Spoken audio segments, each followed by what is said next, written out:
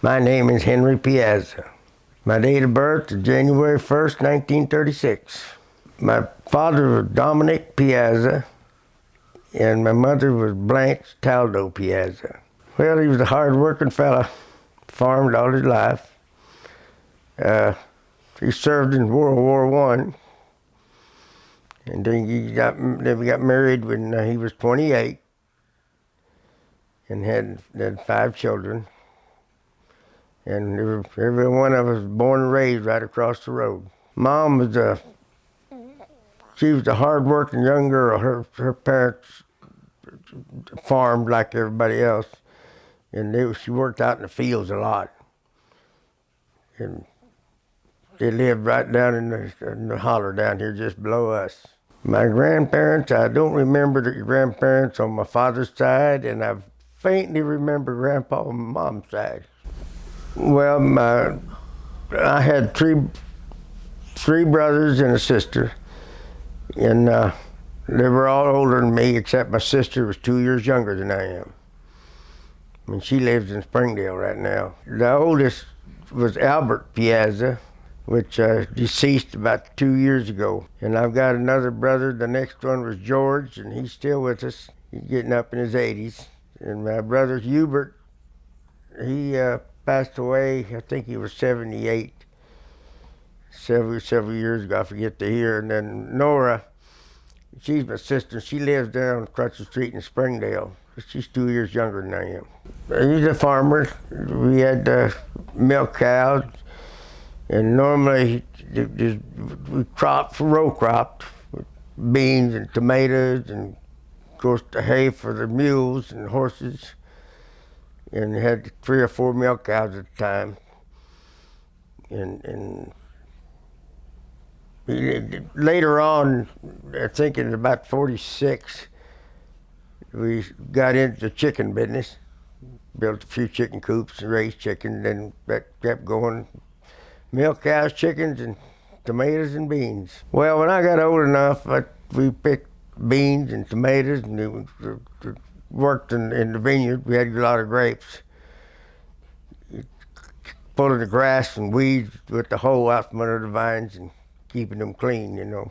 Well, raising grapes, you start out with making cuttings and growing the vines. Then you set them out in rows. And when they grow up, you set your post and you stretch the wires and tie them up. And on the 3rd year, you'll get a small crop. And after that, they mature, they get to producing. But back then, they cultivated the middles, and then grape holes, pull the weeds and stuff out from underneath them, and just keep them as clean as you can to a bunch of jungle to go pick grapes through. But there's a lot of work involved. The fall, you prune them and tie them up, cut all the dead wood off, and then retie them to the wires and start all over again. Well, I used to make a lot of wine around here. There's a lot of people made wine. And I remember my dad, he had 4 7 barrels of wine in the basement. When Welch's come into town, you had a place to go with your grapes. Other than that, you know, they always pruned and tied and sprayed and whatever. You know, back during Prohibition, very early years, you know, they made whiskey out of it. And I know that there's times my grandpa made whiskey and my dad, and if they thought the revenuers were coming, they'd start plowing their grapes down there and put the bottles down in the furrow and then cover them up and go ahead and plow the grapes, you know. And you had to hide it somehow or you get thrown in jail or whatever. Well, often, see, they went out. Welch's, they started paying with grape certificate, kind of like a bond, and they pay the growers after they sold their product with that money, see. They didn't put money out for grapes. They give you a piece of paper that says we will. When we sell ours, we'll pay you. And a lot of grape vineyards went out. I mean, they pulled them out. We had probably 25 acres of grapes right here across the road. And I had 8 acres up on the hill up here. And, I mean, what do you do with them? You pull them out. And then some of the growers that they pick the grapes and they ship it up in Missouri, truck it up there in vats. And Altus down there, Post Winery, bought a lot of grapes, and they got to where you pick it by machine. Give them these big vats, tarp them down and haul them down, and then they'd make their wine out of it down there. But it got to where apparently there was too much of it. Well, no, I never did go work anywhere until about 16. Then 16 or 17, I worked for Richard Artemani at the Mercantile, stocking shelves and hauling feed and stuff. And then from there, I went to Wichita, Kansas, worked for a construction company for about 2 months. And I come back home and I got a job over in Tulsa at the Industrial Tile, a tile setter's helper. And that was in the 50s, late 50s. Anyway, I graduated from Springdale High in 56. And then we got married August of 56 and moved to Tulsa. I worked for Industrial Tile until I got a job here. I finally landed a job at used to be Heek & Kane Company. I was making about $1 an hour less, but it was home. I didn't have to drive back and forth. And we moved in with my wife's parents till I got the house built in 58. And then we've been here ever since. Well, there wasn't no work around here. You couldn't find a job around here. And we did that. There was 5 of us. We'd drive to Tulsa and go to work for Industrial Tile. Drive over on Monday morning. We rented an apartment over there, did our own cooking, our own everything. And then on Friday evening, we'd all come home. And Monday, we'd go back again. And that went on and on and on. Well, it was quite a bit harder. You know, back then, you had to mud the walls. I mean, to put regular concrete up, but slats, metal laths, and your floating strips, and you mud the wall, and then when it's set up, you set the tile. Now they use cement boards, you know, nail it up and go ahead and put the tile on it. The hardest job we ever had, I worked for Industrial Tile. They landed a job at the University of Arkansas down there in the girls' dormitory. And you couldn't mix on the 3rd floor. They didn't want you to mix the cement up there because you spill a little water, ruin the plaster. So we literally had to mix the concrete, the mud for the bathrooms out in the yard and carried it up 3 flights of stairs in 5-gallon buckets. Now, that's a job, but there weren't the buckets weren't full. You couldn't. There's just so much you can do. But we got it all done. We had no electricity early on, and we'd pump water by hand, and you had to carry water wherever it was needed, and split wood, cooked with wood stove, and you had to split the wood and stack it in and get so many buckets of water in the house for the evening, and it wasn't. Well, it was all right, but it wasn't an easy job, but we didn't know no better. Well, they used to have, there west of where the Mercantile is now, there's a gas station in there, body shop or whatever, mechanicing thing. They used to have what they called a picnic. Turned into a grape festival now, but it was a picnic. And that was that's where the only entertainment we had in town. You go up and spend 3 or 4 nights, you know, you could buy you an ice cream cone or go there. Used to have 25-cent movies, and not a whole lot of people had money to do anything. They'd set up tents. We had movies. We had a big tent that had a movie screen in it. I mean, that's something you didn't see. Get to go to town to get, you know. I mean, that's once a year thing. And it was kind of fun. A lot of people showed up. Well, the grape festival, it moved over here, but we used to have a picnic, you know. We buy ice cream or whatever, it really for pennies, Now, not that way. Oh, it was just a fun place to go, like riding the Ferris wheel and other things. But it was just the only entertainment we had in town. So it was kind of a fun thing to do. Well, I usually ended up in the bingo, walk around like a donkey at a sorghum mill, worked in the bingo stand. And wife usually served in the kitchen.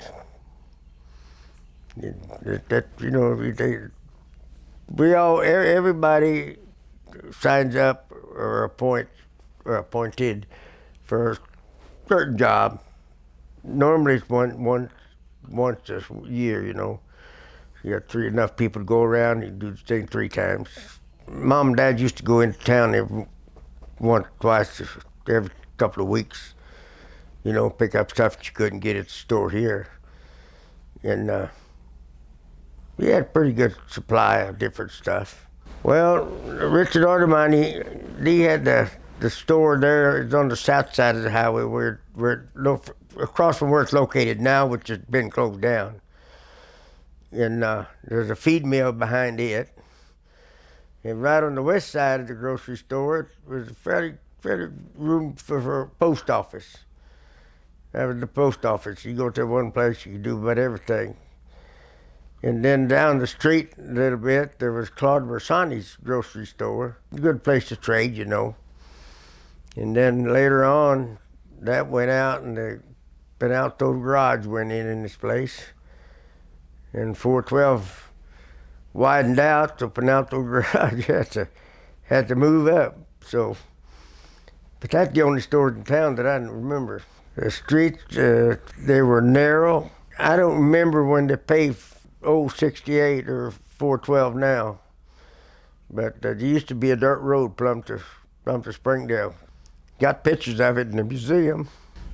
Venetian Inn always was a nice, good restaurant. It had good steaks or spaghetti if you want. And right now, Mama Z's is a thriving community. They've got good food and plenty of it. And Mary Maestry's, we used to go to Mary Maestry's all the time until they went out. But those are 3 good eating places. But I remember she started in that rock house out here on Barrington Road, just off of Barrington, on Taldo Loop, years ago. And then they moved up there on 412, 68 used to be. We went to school at up here at Tontitown. The school building is still there, and we had nuns, Catholic nuns that are teachers, and for all in all, they were good people. They kept us lined out. You didn't make too many smart answers because you'd get it. They were pretty strict, but that's okay. Yeah, we had a lot of. Normally, 3 classes in one room because there wasn't a whole bunch of people. But it was sit down, be quiet, do your work, and we'll go to the next class. I mean, they were fairly strict, but they didn't kill nobody. It's good for us. Yeah, there was a little short nun, Sister Mary Jovita. She was real nice. She's a nice nun. And then there was Sister Madonna and then Sister Xavier, Sister Contella. She was a little bit too strict. She let the hammer down on you. And Sister Bernadine, and let's see, I forgot her first name. It was a Lazari. Oh, let's see, Dickie Rozo. He's a cousin. He went up there, and then J.C. Montegani. Let's see, Bernard Pavic, Leslie Maestri, Jimmy Dick Cordiana. And then there's just 3 girls. There's Bernice Artemani and Ellen Verucki. And Lewana Barriola. That's the only three girls at the time. Well, them old timers. There was Jack Zoppel. He was much older than I am, and he was a nice guy. And Ernest Stolfi, Bill Fontenelle, Neheimer Sonny, Sil Cordiana, Jimmy Jack Marito, several Penalto, Silvio Penalto, Ben Piazza. Probably more of them. Well, the church, when they built this church, not this one, the one before, in 1939, I think. I'm not sure what that date is. Anyway, you used to have church and there was no church, no building across the street where we had the picnic, and then built the church, I think in 1939 or anyway, and that was getting deteriorated. Built a new church, and that was torn down. It didn't have no steel in it. It was just blocks on blocks, and it was finally decided it was a hazard. So that, and then there's Father Schaefer. That's been a long time ago. There's Father Kennedy, Father Schaefer, Father Stouter. Oh, let me see. Father Quinn. I think people went to church more then than they do now. I mean, there wasn't very many people to skip Mass. Unless they were bad sick or something happened, It's very important, very important. Do for fun. Oh, we played football. We used to gang up and go fishing. We weren't big enough to go hunting or old enough. And we used to play marbles, mumble peg. That's where you get a little stick and a pocket knife, and if you twist it off your chin, if it sticks your point on the ground, you could do it again. If you missed, the other guy did it, and every time you missed, you hit that peg. And if you miss enough and it gets down under the dirt, then you bite the peg. You get the nose down to dirt through your teeth and get a hold of it. And if it's too deep, that's hard to do. We used to play horseshoes, and we had a lot of different things, or kick the can, There's a lot of different things we passed time with. They weren't all real smart activities, but we did anyway. Well, everybody pretty much, there weren't no telephones back then. And everybody pretty much stayed at the house during the week. But on Sunday, if somebody went somewhere to visit aunt or uncle or family members, negotiated on Sunday. I mean, that's the only time they got out. The rest of the time it's just work and do what you gotta do. I remember going to my uncle's, Uncle Ben, and we'd all go, and us kids and their kids, they find something to do, play or raise cane. Oh, I tell you what, that bocce on Sunday afternoon, that was a big deal. All the old timers ended up at the bocce court. And right now we've got a bocce court here at the park, and there's not too many old timers left, but they're still being played on Saturdays.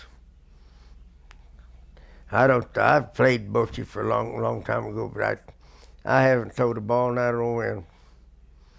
But it's kind of fun. Well, you throw. They've got the bocce ball, and they got another little small ball called a baling. It's bigger than a golf ball. And they take turns, and you toss it out there, and you throw the big balls with the different colors for one side and then the other side. And as close as you get to it, you make your point, and if you threw it and got real close to it, and he was on the other team. I could throw mine and knock yours out of the way, and just what do they call it, yard bowling, or pretty much like it. It's kind of fun.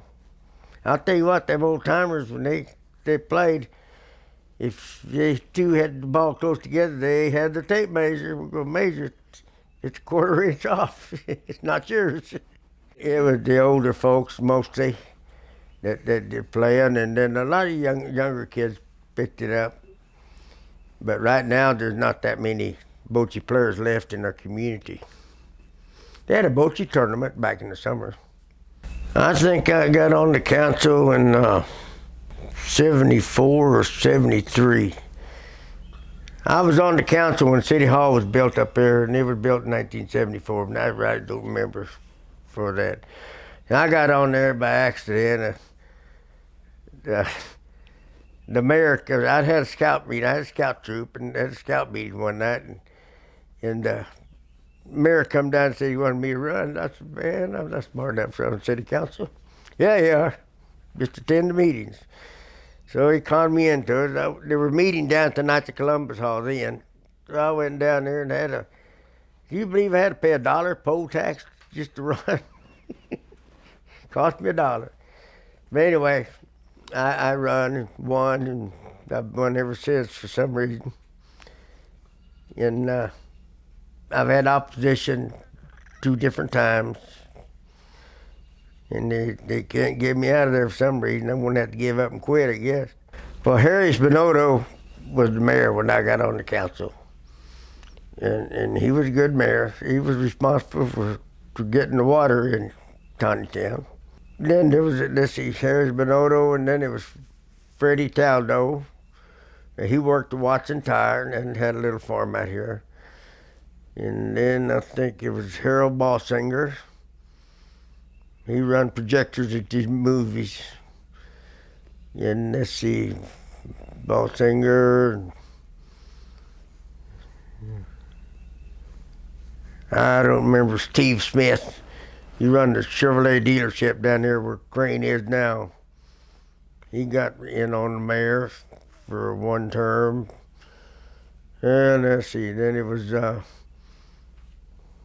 Steve Smith, Danny Watson, Paul Maestri, Joe Widgman,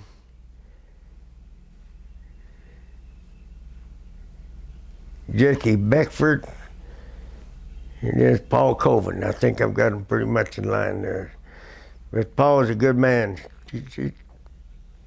He works for the citizens of the community like you should. I would think that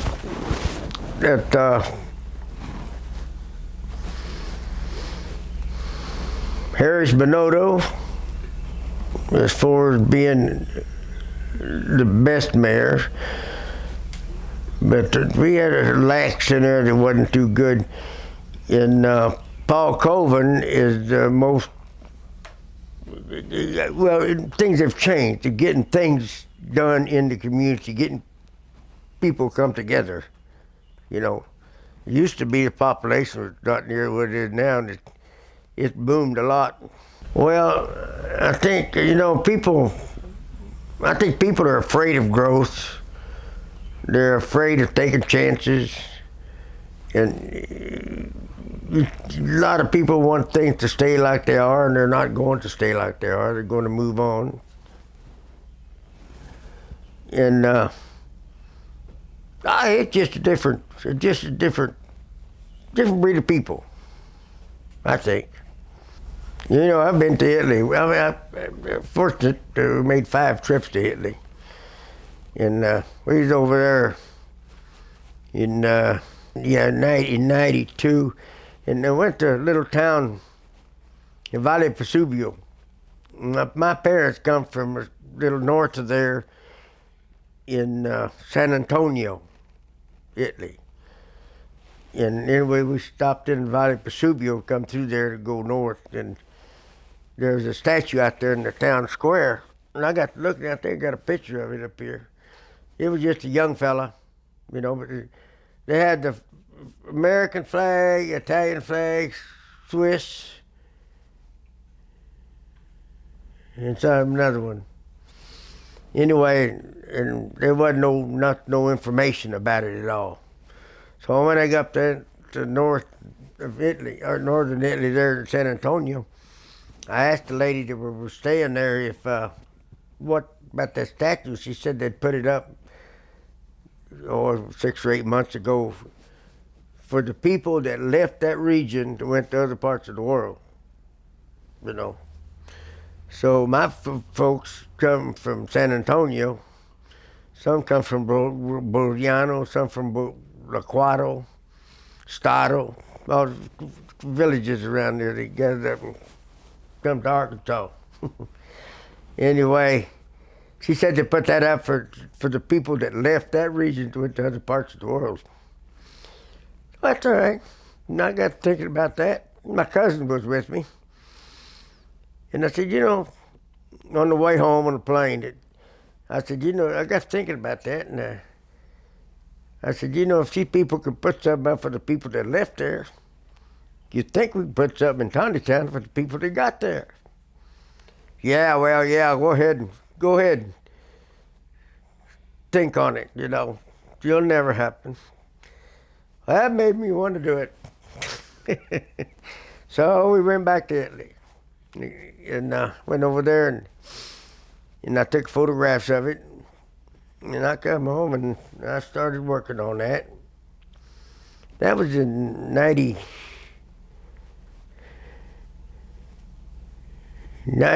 something or other.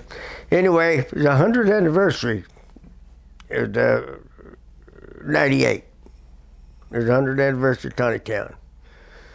So I got to working on it, and I got to asking questions and prompting people. And finally, I had to have a meeting. And they decided that if I could get it done, find out what it takes. So I don't know how I got a hold of him.